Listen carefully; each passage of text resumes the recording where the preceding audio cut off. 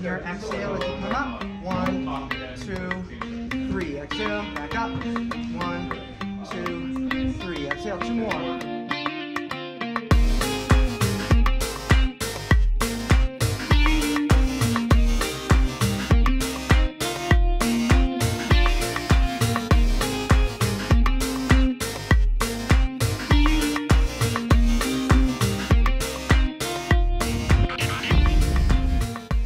Alright guys, thanks again for tuning in to my channel. This is an inside look at a personal training session with one of my clients, Nathan. He is a professional tennis player as well as coach.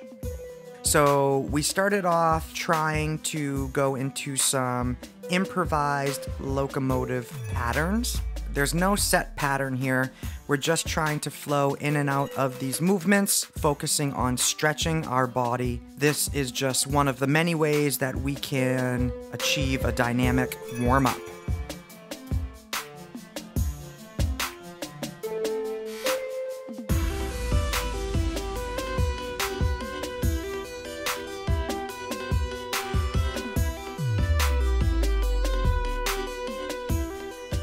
Now from here, we actually started going one move at a time. The first movement I showed him was the roll.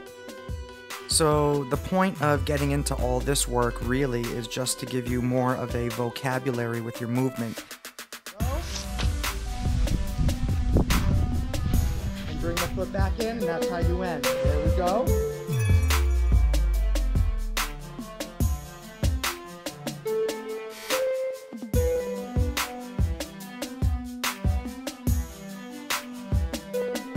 Up next, we have our baby bridge. Throughout our last couple sessions, I wanted to start to get into some back extension work or some bridge work.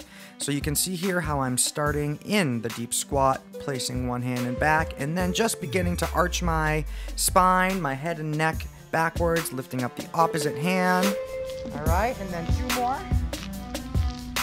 1, forward, and 2, forward.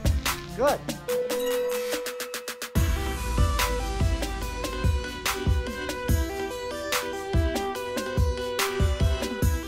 And lastly, we have the QDR. This is a hand balancing movement taken from the martial art capoeira. Really, all these movement patterns are.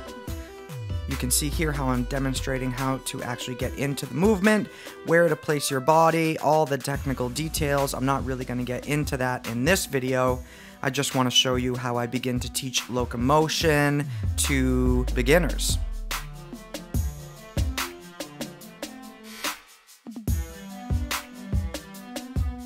And finally, we have our closed chain system. So now what we do is we take all 3 movements and you put them into your own little flow. So there is no set order in which you have to do these movements. The only rule is that all you can do are those 3 movements. That's why we call it a closed chain system. This is getting into the improvisation realm, and this will help him further learn these movements. But as you can see, this is something that takes time. You need to develop these movements not only in your brain, but in your physical body. And that is all part of the benefits of learning a new skill. For the main part of our movement practice, we focused once again on continuing to work with the deep squat. These are things that you need to do frequently in order for your body to adapt and to adjust. He is gaining more range of motion, and I'm having him focus on incorporating this movement throughout the day, every single day, trying to accumulate about 15, 20 to 30 minutes a day, just getting in and out of it. You do this really trying to get your upper torso to flex forward and then extend up as much as you can. And even look over here. 3, yep. Good, yep. So that way you're turning the neck as well.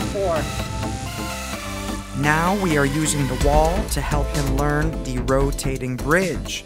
This is a continuation of some extension for the spine or getting into bridge work. What I'm showing you here in this clip is the muscle imbalance that he has. You can see that his right arm is much bigger than his left arm. This is his dominant hand that he uses while playing tennis. So as we were performing these rotating bridges, we realized that his right forearm or his right hand was really tight and had a hard time going in and out of the motion. So that just goes to show you what can happen when you have muscle imbalances, how it can really limit your range of motion. You can go the other way, yeah. Rotating on the pinky. Down. Rotating. Good. And then take the hands off and complete the circle.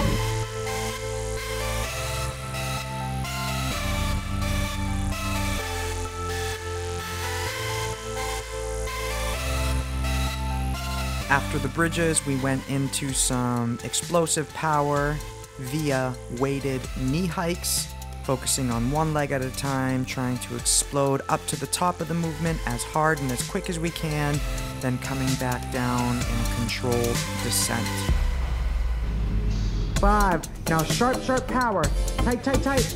Yeah. 2 more. Come on now.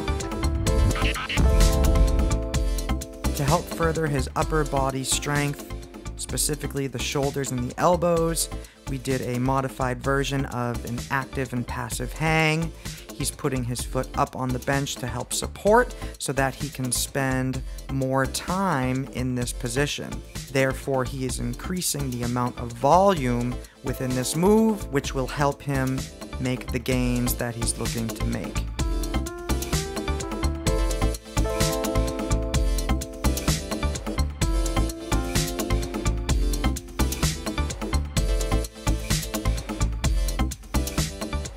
And finally, we are continuing to work on our compression strength. This is great for your core. He is definitely making progress in this area. We are now able to do 12 pumps and hold for 30 seconds apiece. We are trying to both focus on pointing our toes and keeping the legs nice and straight. For our cool down, we use the rings to help decompress our upper body, trying to load all of our body weight onto one arm, pulling, decompressing. From there, we are externally rotating the body, then internally rotating, trying to keep this a very dynamic stretch and trying to use movement to help us sink into a deeper range of motion. I hope you guys enjoyed my personal training update.